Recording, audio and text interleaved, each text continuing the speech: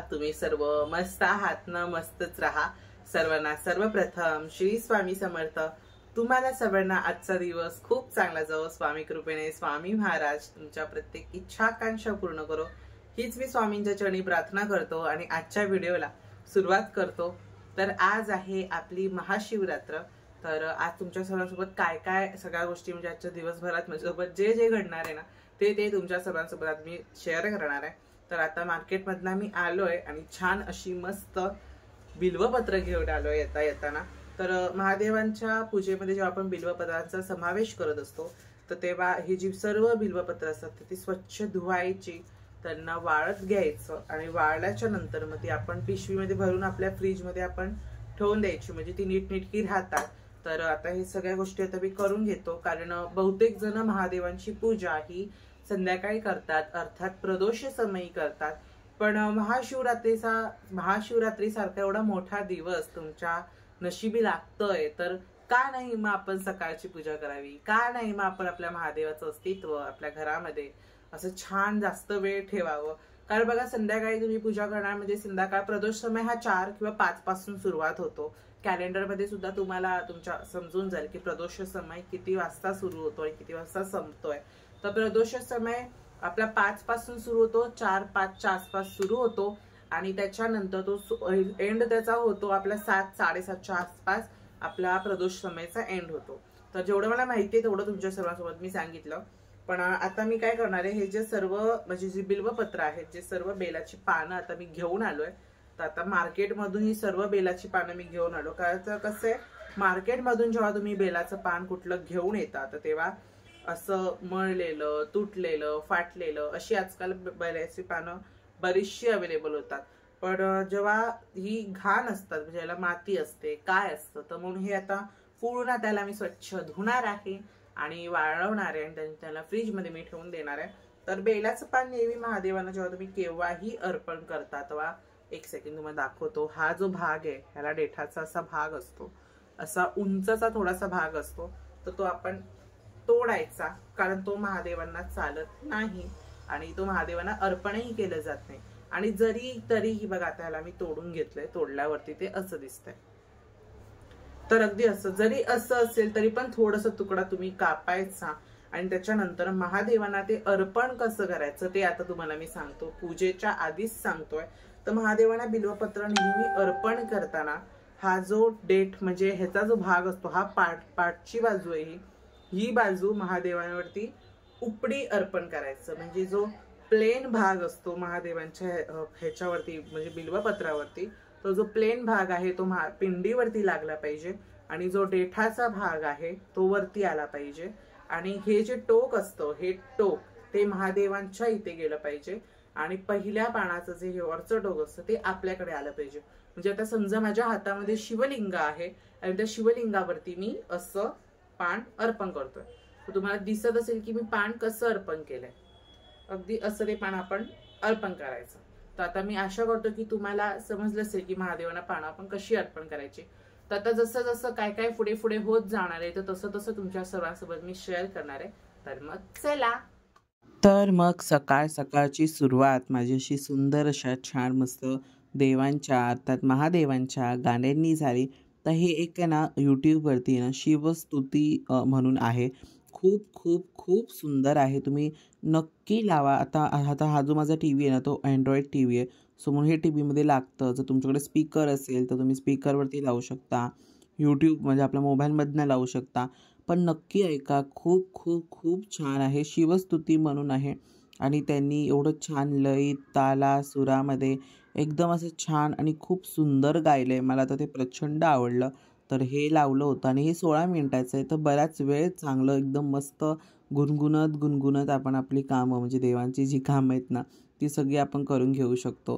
तर आज होती महाशिवरात्र. तर मग आता सगळे देव असे स्वच्छ लख्ख एकदम असे उजळवले एकदम छान, कारण उजळवणंच खूप महत्त्वाचं आहे. आता पहिलं तर माझ्या मनात होतं की नको आज देव नाही उजळवत, कारण परत उशीर होऊन जाईल, कारण रुद्राभिषेक करायचा असतो आणि तुम्हाला सर्वांना माहिती आहे की रुद्राभिषेकला कितीचा वेळ जातो. म्हणजे आता मी रुद्राभिषेक 12 वाजता सुरू केला, तो माझा रुद्राभिषेक पावणेच्या म्हणजे बराच म्हणजे 1.5 तास तरी चालला, बराच वेळ माझा रुद्राभिषेक झाला आणि तुम्हाला मी पुढे सांगणारच आहे आता किती वेळ मला फक्त पूजेला गेला. तरी आज मला बरेचसे 4 ते 3 तास तरी माझी आज पूजा सुरूच होती. म्हणजे देवघर, त्याच्यानंतर खालची मांडणी, मग उंबरठा, तरी माझं 4 ते 3 तास ह्या सगळ्या गोष्टी सुरू होत्या.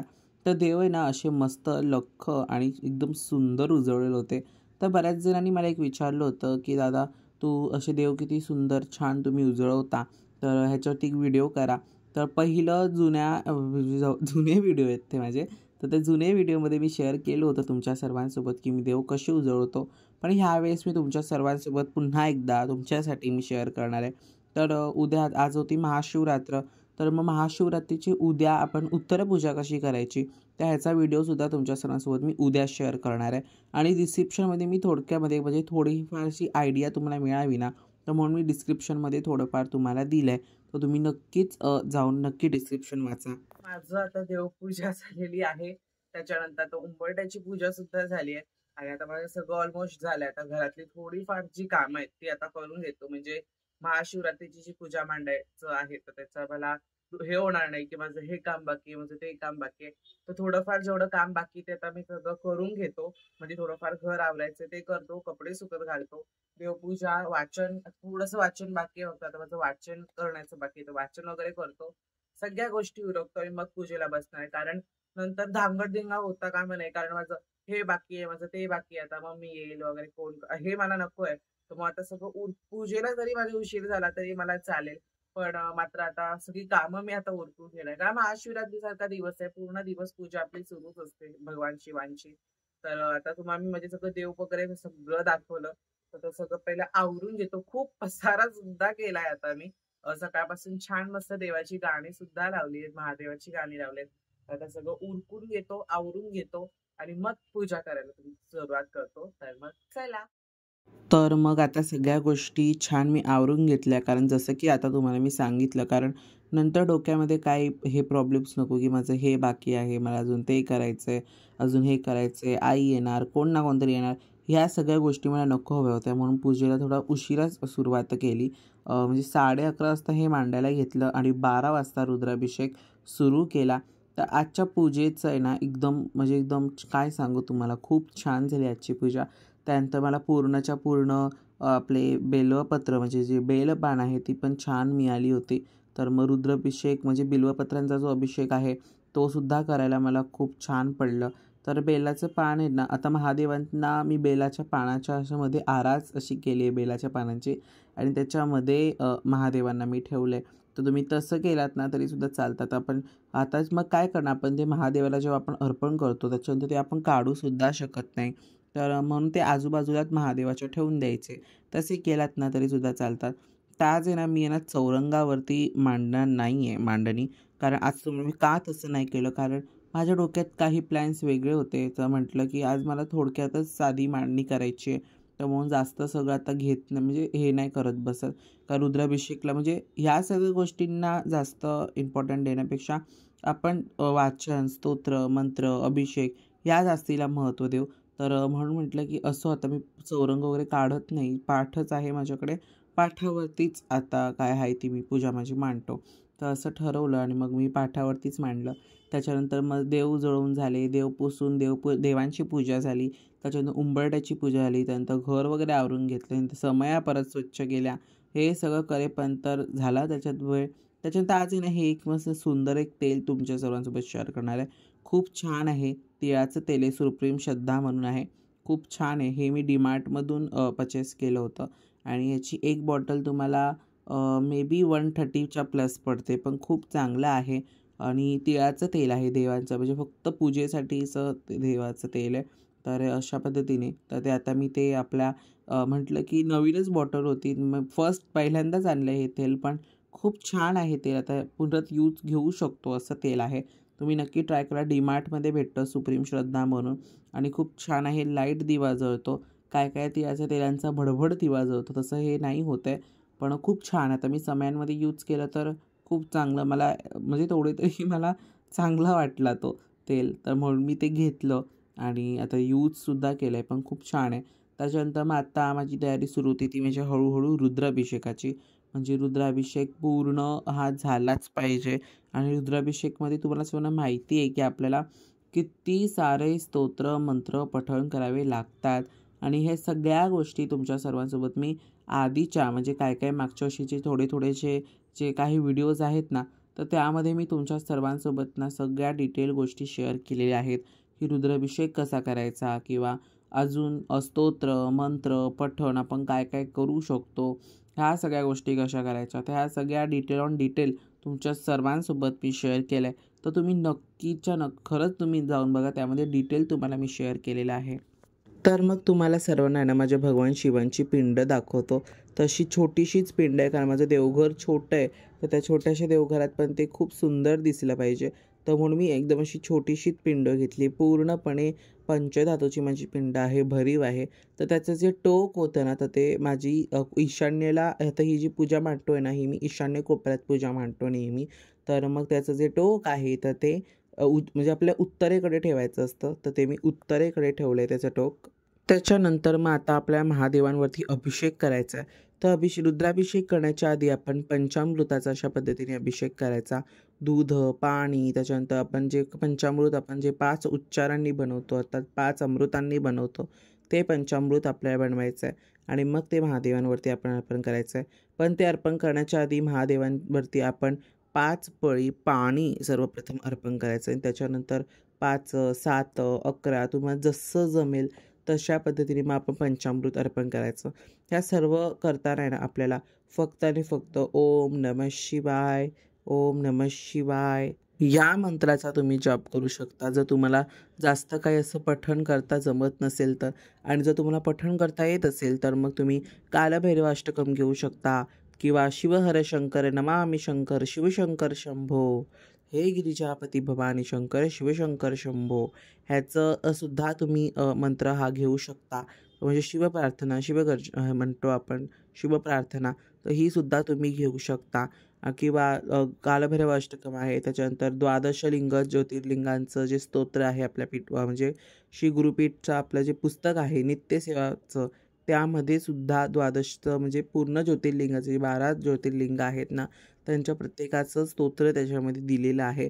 तर तुम्ही ते सुद्धा इथे पठण करू शकता किंवा फक्त ओम नमः शिवाय मंत्राचा सुद्धा तुम्ही जप करू शकता. शक्यतो ओम नमः शिवाय मंत्राचा जप करा, कारण जेव्हा आपण रुद्राभिषेक करणार आहोत ना, तर तेव्हा आपल्या या सर्व गोष्टी पठणच करायच्या आहेत. तर ह्या व्हिडिओमध्ये मी तुमच्या सर्वांसोबत शेअर केलं नाही आहे की रुद्राभिषेक कसा करायचा किंवा काय करायचं. त्याचं सगळं मागच्या वर्षीचे बरेचसे व्हिडिओ आपल्या चॅनलवर अपलोड आहेत. जर तुम्ही बघितलं असेल तर नक्की जाऊन बघा. तर आज तुमच्या सर्वांसोबत महादेवांवरती रुद्राभिषेक होता एक छान अशी मस्त महाशिवरात्रीची कथा सांगणार आहे. एकदा पार्वतीने परमेश्वर शिवशंकरांना विचारले, असे कोणते श्रेष्ठ तसेच सरळ व्रत पूजन आहे ज्यामुळे मृत्यू लोकातील प्राण्यांना तुमची कृपा प्राप्त होईल. उत्तर दाखत शंकराने पार्वतीला शिवरात्रीच्या व्रताची कथा सांगितली. एका गावात एक शिकारी राहत होता. मुक्या जनावरांची हत्या करून तो आपल्या कुटुंबाचे पालन पोषण करीत असे. तो सावकाराचा कर्जदार होता. त्याने त्याचे कर्ज वेळेवर चुकवले नव्हते. त्यामुळे संतापून सावकाराने शिकाऱ्याला शिवमठात कैदी बनवले. योगायोगाने त्याच दिवशी शिवरात्र सुद्धा होती. शिकारी ध्यानमग्न होऊन शिवासंबंधित धार्मिक गोष्टी ऐकत राहिला. चतुर्दशीला त्याने शिवरात्रीची कथाही ऐकली. सायंकाळी सावकाराने त्याला जवळ बोलावून कर्ज फेडण्याविषयी विचारले. शिकारी दुसऱ्या दिवशी सर्व कर्ज फेडेन असे वचन देऊन कैदेतून सुटला. आपल्या दिनचर्येप्रमाणे तो जंगलात शिकारीसाठी निघाला. पण दिवसभर कैदेत राहिल्यामुळे तो तहान भुकेने व्याकुळ झाला होता. शिकार करण्यासाठी तो तलावाकाठच्या बेलपत्राच्या झाडावर मचाण मांडून बसला. बेलपत्र वृक्षाखाली बेलपत्रांनी झाकले गेलेले शिवलिंग सुद्धा होते. शिकाऱ्याला मात्र हे माहिती नव्हते. मचाण बनविताना त्याने त्या फांद्या तोडल्या. त्या फांद्या योगायोगाने शिवलिंगावर पडल्या. या प्रकारे दिवसभर उपाशी असलेल्या शिकाऱ्याचे व्रतही झाले आणि त्याच्यावरील शिवलिंगावरील बेलपत्रही वाहिले गेले. एका प्रहरानंतर एक गर्भिणी हरणी तलावावर पाणी पिण्यासाठी आली होती. शिकाऱ्याने आपल्या धनुष्याने तिच्यावर नेम साधलाच तो होता. तितक्याच ती हरणी बोलली, मी गर्भिणी आहे. तू एकाच वेळी 2 जीवांची हत्या करशील. हे योग्य नाही. मी आपल्या पिल्लाला जन्म देऊन लवकरच तुझ्या समोर येईल, तेव्हा तू मला मार. शिकाऱ्याने धनुष्य बाजूला ठेवले आणि हरणीला झाडाझुडपात लुप्त झाली. काही वेळाने दुसरी हरणी तिथून निघाली. शिकाऱ्याला आनंद झाला. पारावर उरला नाही. त्याने तिच्यावर नेम साधला. हे बघून त्या हरणीने त्याला सांगितले की हे पारधी, मी एक कामातून विरहिणी आहे. आपल्या प्रियेच्या शोधात भटकत आहे. मी माझ्या पतीला भेटून लवकरच तुझ्याजवळ येईल. शिकारीने तिलाही जाऊ दिले. दोनदा शिकार हातातून गेल्यामुळे तो चिंतित झाला. तेवढ्यात एक हरणी आपल्या पिल्लासोबत तेथून निघाली. शिकाऱ्याला जणू सुवर्ण संधीच मिळाली. त्याने धनुष्याचा बाण लावला आणि बाण सोडणार तेवढ्यात ती हरणी बोलली, हे पारधी, मी माझ्या पिल्लाला त्याच्या वडिलाकडे सोडून लगेच येते. त्यावेळेस तू मला मार. शिकारी हसला आणि म्हणाला, समोर आलेली शिकार सोडून द्यायची मी काही मूर्ख नाही. याआधी मी 2दा शिकार गमावली आहे. माझी मुले तहानभुकीने व्याकुळ झाली असतील. उत्तरादाखल हरणी म्हणाली, जशी तुला आपल्या मुलांची काळजी वाटते आहे तशीच मलाही वाटते आहे. त्यामुळे फक्त काही काळ तुझ्याकडून जीवनदान मागत आहे. माझ्यावर विश्वास ठेव. मी परत लगेच येईन. हरणीचा तो व्याकुळ स्वर ऐकून शिकाऱ्याला तिची दया आली. त्याने तिला जाऊ दिले. शिकार न मिळाल्यामुळे तो बेलाच्या पानावर बसून बेलपत्र तोडत खाली फेकत राहिला. काही वेळाने एक धष्टपुष्ट मृग त्या रस्त्यावरून जात होता. आता या मृगाची नक्की शिकार करावी असा विचार त्याने केला. पण त्यांच्यावर नेम धरला असता मृग दिवाण्याने स्वरात म्हणाला, हे पारधी, जर तू माझ्या आधी 3 हरणींना मारले असेल तर मला मारण्यातही वेळ करू नकोस. म्हणजे त्यांच्या वियोगात मला एकही क्षणाचे दुःख सहन करावे लागणार नाही. मी त्यांचा पती आहे आणि जर तू त्यांच्या जीवनदान दिले असशील तर मला काही क्षणासाठी जीवनदान देण्याची कृपा कर. मी त्यांना भेटून तुझ्यासमोर हजर होईल. मृगाचे बोलणे ऐकून शिकाऱ्याच्या डोळ्यासमोर संपूर्ण रात्रीची घटनाचक्र आले. त्याने सर्व कथा मृगाला ऐकवली. तेव्हा मृगाने सांगितले, माझ्या 3ही पत्नी येथून वचनबद्ध होऊन गेल्या आहेत. मात्र त्या त्यांच्या मृत्यूनंतर आपल्या धर्माचे पालन करू शकणार नाहीत. त्यामुळे तू मला आता जाऊ दे. मी त्यांच्या समवेत तुझ्यासमोर हजर होईल. उपवास, रात्रीचे जागरण तसेच शिवलिंगावर बेलपत्र चढवल्यामुळे शिकारीचे हिंसक हत्याचे निर्मम हत्यात परिवर्तन झाले. धनुष्य त्याच्या हातातून निसटले. शिवाने त्याच्या हत्यात बदल घडवून आणला. त्याला आपल्या भूतकाळातील कर्मांचा पश्चाताप झाला. थोड्याच वेळात मृग सहपरिवार शिकाऱ्यासमोर आले. या प्राण्यांमधील प्रेम पाहून शिकाऱ्याच्या डोळ्यातील अश्रू व्हायला लागले. ते काही थांबेना. शिकाऱ्याने त्यांच्या न मारता आपणही मुक्या प्राण्यांची हिंसा न करण्याचे ठरविले. देवलोकातून समस्त देव ही घटना बघत होते. घटनेची परिणीत झाल्यावर देवी देवतांनी फुलांचा वर्षाव केला. तेव्हा शिकारी तसेच मृग परिवाराला मोक्षप्राप्ती मिळाली. तर अगदी अशी साधी, सिंपल आणि एकदम छान अशी महाशिवरात्रीची कथा तुमच्या सर्वांसोबत मी शेअर केली. जिथून मला जशी माहिती मिळाली तसं तुमच्या सर्वांसोबत मी महाशिवरात्रीची कथा शेअर केली. अगदी साधी होती आणि किती छान होती ती कथा. म्हणजे त्या कथेतून म्हणजे आपल्याला वाईट गोष्टी करताना सुद्धा आपल्या काही चांगल्या गोष्टी येतात. देव आपल्याकडनं किती वाईट गोष्टीतून सुद्धा काही चांगल्या गोष्टी करून घेत असतो हे या कथेतून आपल्याला समजतं. म्हणजे तुम्ही बघू शकता, म्हणजे आपला जो शिकारी होता तर तो प्राण्यांना मारायचा, म्हणजे हे वाईट कर्म होतं. पण देवाने सुद्धा त्याच्यातून त्याला त्याचं शुद्ध कर्म दिलं. अगदी ह्या छोट्या छोट्या गोष्टी असतात. म्हणून मी तुम्हाला सांगत असतो की देवपूजा ह्याच्याशिवाय आपल्याकडे काहीच पर्याय नाही आहे. तर आता तुमच्या सर्वांसोबत मी शेअर करतो की आता माझं सुरू आहे ते म्हणजे महादेवांवरती बिल्वपत्र अर्पण करणं. तर आता तुम्हाला मी मागाशी सांगितलं की महादेवांवरती आहे ना बिल्वपत्रांचा अभिषेक कसा करायचा, म्हणजे बिल्वपत्र कसं अर्पण करायचं किंवा महादेवांवरती बिल्वपत्र कसं ठेवायचं हे सगळं तुमच्या सर्वांसोबत मी शेअर केलं आहे. तर महादेवांसोबत आता छान छान अशा मस्त स्वामींसारख्या गोष्टी जुळायला लागलेल्या आहेत. म्हणजे आता मी तुम्हाला दिसत असेल पाठीमागे मी दत्त महाराजांचा आणि माझ्या स्वामी माऊलींचा सुद्धा तिथे फोटो विराजमान केलेला आहे. कारण आपले स्वामी सगळीकडे आहेत आणि आज काय मला स्वामींना असं छान लुक देता आला नाही. तर म्हटलं की असो त्यांचं स्थान म्हणजे त्यांचं स्थान आपण आपल्या महादेवाच्या पूजेत घेऊ. तर म्हणून आता बिल्वपत्रांचा अभिषेक आहे ना हा सुरूच आहे आणि पूर्णच्या पूर्ण असं छान. मला फक्त शेवटचे 8च नावं, म्हणजे मला फक्त 108ला फक्त आणि फक्त 8च पानं कमी पडली.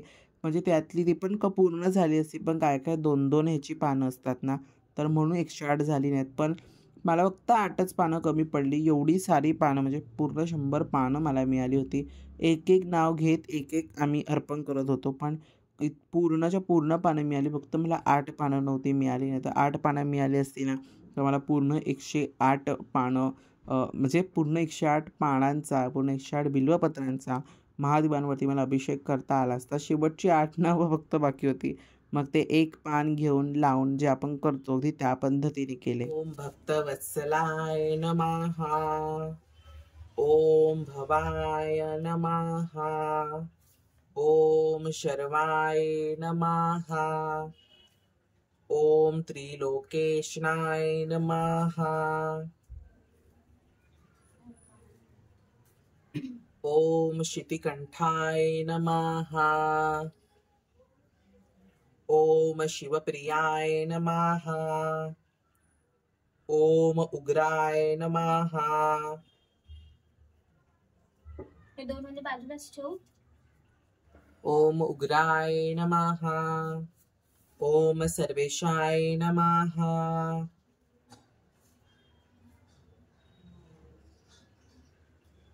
ओम कामरये नमः,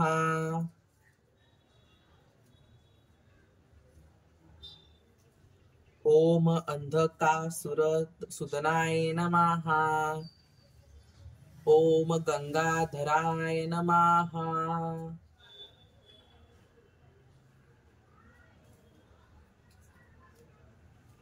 ओम ललाटाक्षाय नमः,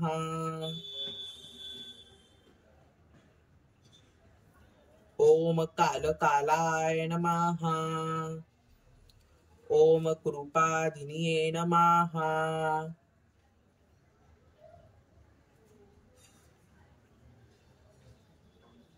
ओम भीमाय नमः.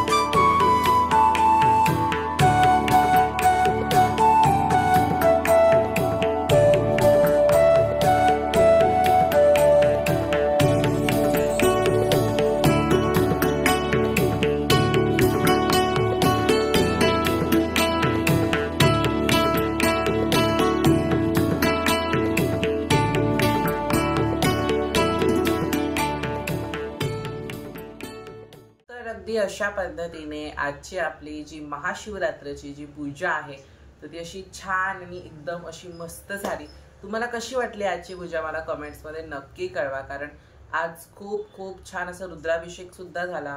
रुद्राभिषेक मला ना प्रत्येक श्रावण सोमवारी करायला नाही जमत, कारण त्यावेळेस सुट्टी नसते आणि आता महाशिवरात्र कशी म्हणजे सगळ्यांना त्या दिवशी सुट्टी असते, म्हणून या दिवशी मला वेळ असतो. सो म्हणून मला रुद्राभिषेक हा महाशिवरात्रीच्या दिवशीच करायला भेटतो. मग आज मी रुद्राभिषेक सुद्धा केला आणि त्यात मी तुम्हाला जेवढं मला माहिती होतं महाशिवरात्रीची कथा ती तुमच्या सर्वांसोबत माहिती काढून शोधून ती तुमच्या सर्वांसोबत मी शेअर केली. तर जसं जमला तसं आता छान एकदम मस्त तुमच्या सर्वांसोबत मी व्हिडिओ शेअर केला. पण आजची पूजा पण माझी एकदम छान झाली. तर उद्याचा व्हिडिओमध्ये म्हणजे उद्याचा आपला जो व्हिडिओ येणार आहे तर त्यामध्ये मी महाशिवरात्रीची जी उत्तर पूजा आहे ती कशी करायची हे सांगणार आहे. म्हणजे तुम्हाला नेक्स्ट इयरसाठी किंवा प्रत्येक जेव्हा केव्हाही तुम्ही महादेवांची पूजा मांडता तर तेव्हा केव्हाही तुम्हाला ती पूजा कशी उचलायची तर हे डिटेल त्यामध्ये तुमच्या सर्वांसोबत मी उद्याच्या व्हिडिओमध्ये शेअर करणार आहे. आणि डिस्क्रिप्शनमध्ये मी तुमच्या सर्वांसोबत उद्या आपली महाशिवरात्रीची पूजा कशी उचलायची हे थोडक्यामध्ये शेअर केलं आहे, प्रॉपर माहिती दिलेली नाही आहे. सो तुम्ही नक्की ती डिस्क्रिप्शन नक्की चेक करा. आणि आजची अशी छान एकदम मस्त पूजा झाली. तर संध्याकाळी सुद्धा मग आपण आरती म्हणजे प्रदोष समय जो असतो संध्याकाळी, जसं तुम्हाला मी मगाशी सांगितलं, जो प्रदोष समय असतो तर त्यावेळेला आपण देवाची आरती घ्यायची, देवाकडे तुपाचा तेलाचा दोन्हीचा दिवा लावायचा. आणि आता पण मी तुपाचा दिवा लावलाय, तुम्ही बघितला असेल, मातीच्या पंथीमध्ये मी लावलाय तुपाचा दिवा. तर अगदी अशी छान आणि मस्त आजची आपली पूजा झाली. तर अगदी नेहमीप्रमाणे तुम्हाला सर्वांना आजचा व्हिडिओ आवडला असेल तर चॅनलला लाईक करून सबस्क्राईब करायला विसरू नका. पुन्हा भेटूयात अशा एका नवीन व्हिडिओमध्ये. तोपर्यंत सर्वांना बाय आणि सर्वांना श्री स्वामी समर्थ. हर हर महादेव.